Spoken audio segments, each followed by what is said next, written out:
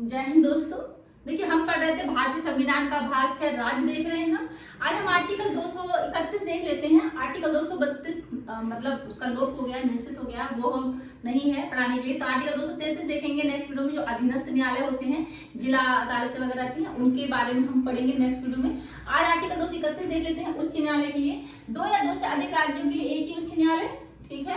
संसद विधि द्वारा दो या दो से अधिक राज्यों के लिए या संघ शासित प्रदेशों के लिए एक उच्च न्यायालय गठित कर सकती है, ठीक है।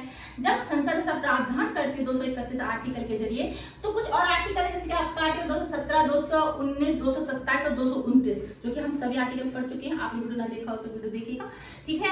तो उनमें चेंजेस आ जाते हैं, मतलब उन पर भी प्रभाव पड़ता है। मेरे कहने का मतलब वो भी प्रभावित होते हैं। किस तरह से? जैसे आपका आर्टिकल 217 देखिए, आर्टिकल 217 में क्या दिया था? उच्च न्यायालयों के न्यायाधीश की नियुक्ति पद की शर्तें दी गई थी। उच्च न्यायालय के न्यायाधीश की नियुक्ति कौन करते हैं? राष्ट्रपति जी करते हैं। लेकिन किसके परामर्श में करते हैं? भारत के मुख्य न्यायमूर्ति के परामर्श में करते हैं। संबंधित राज्य के राज्यपाल का भी परामर्श लेते हैं, ठीक है।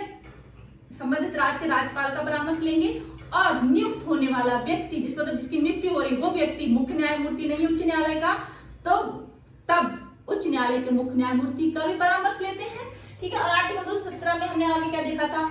एज देखी थी, 62 साल तक रहते हैं, ठीक है। पद की अवधि वगैरह और योग्यताएं देखी थी, ठीक है। मतलब 10 साल का एक्सपीरियंस अगर किसी ने अधिवक्ता के रूप में रहे हों, ठीक है, या फिर उन्होंने जज के रूप में रहे हों, 10 साल का एक्सपीरियंस हो, तो वो मतलब उच्च न्यायालय के न्यायाधीश के रूप में उनको नियुक्त करते हैं। और हमने देखा था इस्तीफा वगैरह दे सकते हैं, ठीक है। राष्ट्रपति को संबोधित इस्तीफा दे सकता है कोई भी न्यायाधीश। पद से कैसे हटाए जाते हैं? महाभियोग द्वारा हटाए जाते हैं। जिस रीति से सर्वोच्च न्यायालय के न्यायाधीश को हटाते हैं, उसी रीति से उच्च न्यायालय के न्यायाधीश को हटाते हैं। 124 के खंड 4 में महाभियोग प्रक्रिया दी है, ठीक है, उसके आधार पर हटाए जाते हैं। ट्रांसफर देखा था हमने, एक न्यायालय से, एक उच्च न्यायालय से दूसरे उच्च न्यायालय में न्यायाधीश का ट्रांसफर था, ठीक है, जिसमें हमको ट्रांसफर भत्ता भी देखा था हमने, मिलता है उनको। अगर कुछ उम्र का विवाद रहता है तो राष्ट्रपति के समक्ष ऐसा मामला जाता है, उनका निर्णय अंतिम निर्णय माना जाता है। लेकिन आर्टिकल 217 आर्टिकल 231 से रिलेट कैसे होता है? क्या चेंजेस हैं? देखिए, इसमें क्या था? संबंधित राज्य जब नियुक्ति होती है, संबंधित राज्य के राज्यपाल से परामर्श लेना होता है। अब आर्टिकल 231 का क्लॉज सेकंड का क्लॉज 1 देखिए क्या लिखा है। अनुच्छेद 217 में उस राज्य के राज्यपाल का निर्देश का अर्थ यह लगाया जाएगा कि वह उन सभी राज्यों के राज्यपाल के प्रति निर्देश हैं जिनके संबंध में वह उच्च न्यायालय अधिकारता का प्रयोग करता है, ठीक है। उन सभी राज्यों के राज्यपाल के प्रति निर्देश माने जाएंगे, ठीक है। अब देख लेते हैं आर्टिकल 219 में क्या चेंजेस होते हैं। न्यायाधीशों की शपथ या प्रतिज्ञा दिया गया है, ठीक है। उच्च न्यायालय के न्यायाधीश होने के लिए नियुक्त कोई भी व्यक्ति पद ग्रहण करने से पहले राज्यपाल के समक्ष शपथ लेते हैं, ठीक है। राज्यपाल के समक्ष शपथ लेते हैं कोई भी व्यक्ति जो पद ग्रहण करता है, और या फिर राज्यपाल किसी को निर्देश करे, ठीक है, उसके समक्ष शपथ लेते हैं, ठीक है। अब मान लीजिए दो या दो से अधिक राज्यों के लिए कोई दो राज्य जिनके लिए एक उच्च न्यायालय गठित हो गया, तो फिर किस राज्यपाल के समक्ष शपथ लेते हैं? वही आपका क्लॉज इसमें दिया गया है। देखिए, आर्टिकल 229 में राज्य के प्रति निर्देश का अर्थ यह लगाया जाएगा कि वे उस राज्य के प्रति निर्देश हैं जिनमें उस उच्च न्यायालय का मुख्य स्थान है। मतलब मुख्य स्थान मतलब जहां पे उनका मुख्यालय है। अब दो राज्य हैं, ठीक है। मान लीजिए एक राज्य है महाराष्ट्र, एक है गोवा। दोनों के लिए एक ही हाई कोर्ट है, मुंबई में, जो कि है मतलब महाराष्ट्र में है। अब नियुक्त होने वाला व्यक्ति गोवा का है, तो गोवा के राज्यपाल के समक्ष शपथ लेगा? नहीं, वो लेगा महाराष्ट्र के राज्यपाल के समक्ष शपथ। क्यों? क्योंकि मुख्यालय कहाँ है? महाराष्ट्र में है। यही आपका क्लॉज में दिया था गांव में, ठीक है। जहाँ क्या निर्देश माना जाएगा राज्य के प्रति? जिसमें उस उच्च न्यायालय का मुख्य स्थान है, ठीक है। मुख्यालय जहाँ पे है उसी के राज्यपाल के समक्ष शपथ लेंगे। जिस राज्य में मुख्यालय है उस राज्यपाल के समक्ष शपथ लेता है नियुक्त होने वाला व्यक्ति। तो ये चेंजेस हुए इसमें। आया 1919 में किस तरह के चेंजेस होते हैं? सिर्फ शपथ के लिए है ये, ठीक है जी। क्योंकि आर्टिकल 229 में क्या दिया है? न्यायाधीश शपथ और प्रतिज्ञा दिया है, ठीक है। अब आर्टिकल 227 देख लेते हैं। पर्यवेक्षण अधिकार। हर उच्च न्यायालय को अपने अधीनस्थ जो भी न्यायालय होते हैं, क्षेत्र अधिकार में आने वाली सभी निचली अदालतों पर पर्यवेक्षण की शक्ति मिली। सुपरविजन का काम करता है, उनसे विवरण मांग सकता है, प्रारूप तय कर सकता है उच्च न्यायालय, ठीक है, अपने अधीनस्थ न्यायालयों के, ठीक है। देखिए, और हमने क्या देखा? सारणियां तय कर सकता है। सारणियां कैसे? मतलब जो भी जैसे लिपिक हो गए, ठीक है, और अधिकारी हो गए, जैसे कि विधि व्यवस्था में कानूनी मतलब विधि व्यवस्था मतलब कानूनी पेशा में जो लोग लगे हुए हैं, वकील वगैरह हो गए, ठीक है, इनके लिए साड़ियां तय करते हैं, लिपिक वगैरह हो गए, इनके लिए साड़ियां तय कर सकते हैं फीस की, ठीक है। लेकिन राज्यपाल का अनुमोदन चाहिए होता है, ठीक है, समझ में आया। ये सब करने के लिए राज्यपाल का अनुमोदन चाहिए होता है। उच्च न्यायालय के मुख्य न्यायाधीश करते हैं सब, ठीक है। कभी भी विवरण मांग सकते हैं, पद्धति कार्यशैली उनकी सब निर्धारित करते हैं अधीनस्थ न्यायालयों की, ठीक है। लेकिन जब बात आती है फीस वगैरह की निर्धारण करने की, तो राज्यपाल का अनुमोदन उनको चाहिए होता है, ठीक है। नियम वगैरह बनाते हैं तो राज्यपाल का अनुमोदन चाहिए होता है उनको, ठीक है। अब यही अब बात आ गई दो या दो से अधिक उच्च न्यायालय की, ठीक है। अब दो राज्य हो गए, उनका एक उच्च न्यायालय हो गया, तब फिर मतलब कौन से राज्यपाल से अनुमोदन चाहिए होगा, ठीक है। वही आपका आर्टिकल 227 यहाँ देखिए जिक्र हुआ है अधीनस्थ न्यायालयों के लिए, ठीक है। अधीनस्थ न्यायालयों के लिए किन्हीं नियमों प्रारूप, कोई नियम बन रहा है, कोई प्रारूप हो रहा है या सारणी बन रही है, ठीक है। फीस की सारणियां वगैरह हमने बताया आपको, लिपिक वगैरह के बना के रखते हैं, के संबंध में आर्टिकल 227 में राज्यपाल के प्रति निर्देश का अर्थ लगाया जाएगा कि वह उस राज्य के राज्यपाल की प्रति निर्देश है जिनमें वे अधीनस्थ न्यायालय स्थित हैं, ठीक है। आया समझ में। तो जिस राज्य का जहां पे अधीनस्थ न्यायालय है जिस राज्य में, उस राज्यपाल के से अनुमोदन चाहिए होगा। अब दो राज्य हैं, जैसे कि आपका हो गया, जैसे मान लीजिए महाराष्ट्र गोवा का उदाहरण ले लीजिए, ठीक है। तो अब नियम प्रारूप अधीनस्थ न्यायालय है उनके, तो नियम प्रारूप बनाने से पहले आपको वहां के राज्यपाल से अनुमोदन चाहिए होगा, ठीक है। आया समझ में, ठीक है। तो आपका 227 का। अब आर्टिकल देख लेते हैं 229। देखिए जैसे आया था समझ आपको 227, जैसे कि आप पंजाब हरियाणा का मैंने यहाँ पे एग्जाम्पल दिया था, जैसे पंजाब के इलाकों की अधीनस्थ अदालतों के संबंध में पंजाब के राज्यपाल से मंजूरी लेनी होगी, हरियाणा के संबंध में हरियाणा के राज्यपाल से मंजूरी होगी, ठीक है। जो भी अधीनस्थ न्यायालय है उनके जब आप नियम प्रारूप बनाएंगे या उनकी सारणियां फीस की सारणियां तय करेंगे उच्च न्यायालय के न्यायाधीश, तो ठीक है, संबंधित जो भी मतलब अधीनस्थ न्यायालय जहाँ पे हैं उनके राज्यपाल से अनुमोदन चाहिए होगा। I think very clear. Article 229 और देख लेते हैं। उच्च न्यायालयों के अधिकारी, सेवक और व्यय, कर्मचारियों की नियुक्ति कौन करते हैं? मुख्य न्यायमूर्ति करते हैं, ठीक है। लेकिन देखिए कर्मचारियों की जो नियुक्ति होगी मुख्य न्यायमूर्ति करेंगे उच्च न्यायालय के, ठीक है।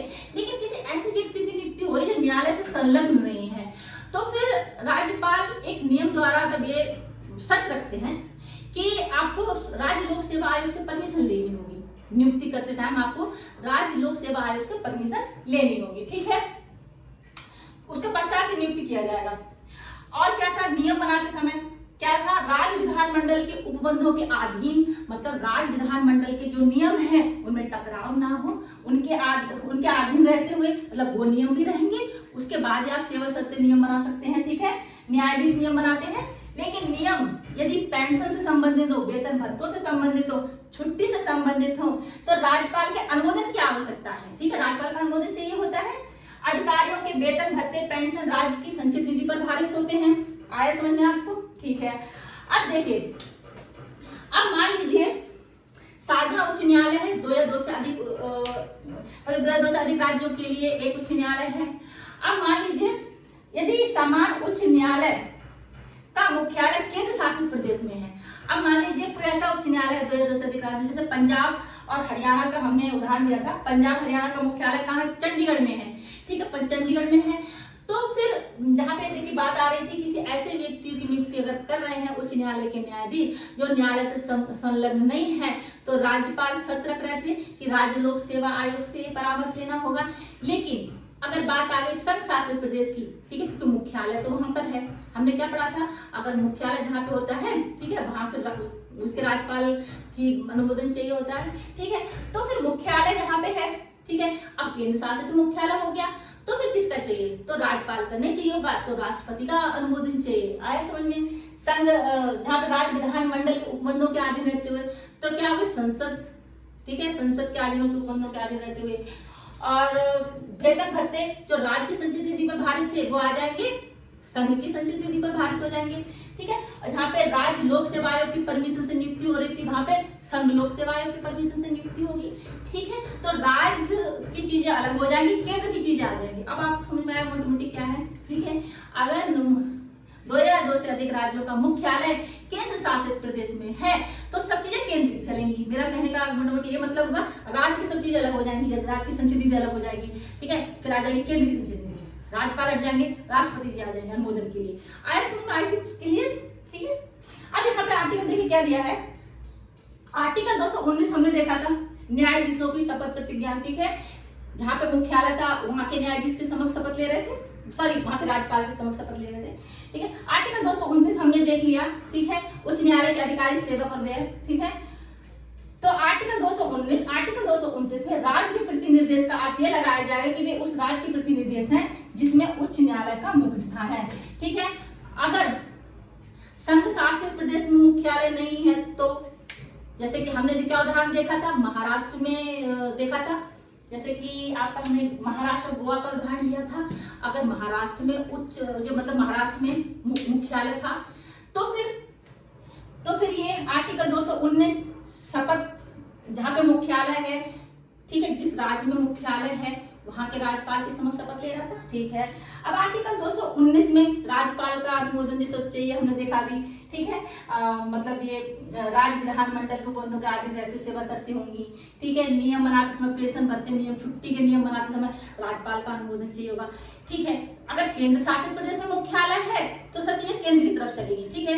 लेकिन केंद्र शासित प्रदेश में मुख्यालय नहीं है तो जिस राज्य में मतलब जिस राज्य में मुख्यालय है, जैसे कि महाराष्ट्र में था तो महाराष्ट्र के राज्यपाल से अनुमोदन चाहिए होगा।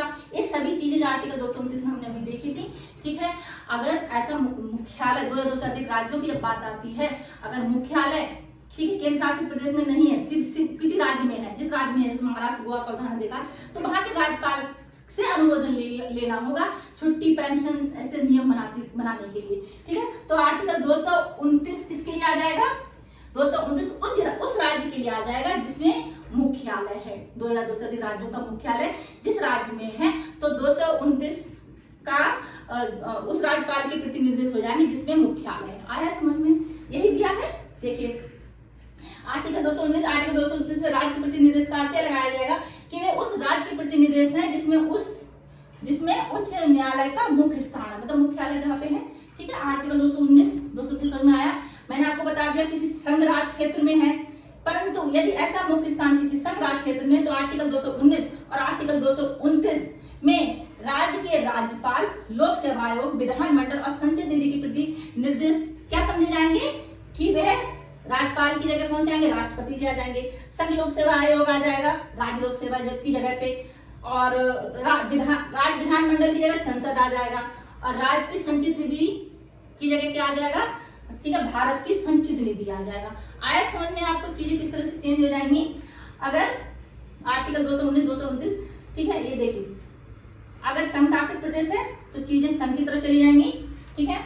और आर्टिकल 219 और 229 राज्य के प्रति निर्देश का अर्थ लगाएगा कि वे उस राज्य के प्रति निर्देश है जिसमें उसका उच्च न्यायालय का मुख्य स्थान है, ठीक है। आर्टिकल 219 हमने क्या पढ़ा था? न्यायाधीशों की शपथ वगैरह, ठीक है, राज्यपाल के समक्ष लेते हैं, ठीक है। लेकिन 2 या 2 से अधिक राज्यों के लिए एक हो गया, 2 या 2 से अधिक राज्यों के लिए एक न्यायालय हो गया, ठीक है। तो जहां उनका मुख्यालय होगा वहां के जो राज्यपाल होंगे उसके समक्ष शपथ लेंगे। आया समझ में? और 229 में क्या दिया गया था? ठीक है, सारणियां वगैरह जब तय करते हैं तो जो जहां मुख्यालय है वहां के राज्यपाल से आप परामर्श लेंगे। अगर संघ शासित प्रदेश में मुख्यालय है तो फिर आप राष्ट्रपति से मतलब अनुमोदन लेंगे। आया समझ में? आई थिंक क्लियर हो गया, ठीक है। बाकी मैंने आप समझा दिया, आपको तीनों क्लॉज समझा दिए, कुछ इतना है नहीं इसमें 1-2 बार मुझे सुनेंगे, जूम करके पढ़िएगा, मैंने आप अच्छे से लिखा है, अपनी भाषा में ही लिखा हुआ है, ठीक है जी। जानकारी आपको समझ में आई हो, पसंद आई तो चैनल को लाइक शेयर जरूर करें दोस्तों। तब तक के लिए जय हिंद।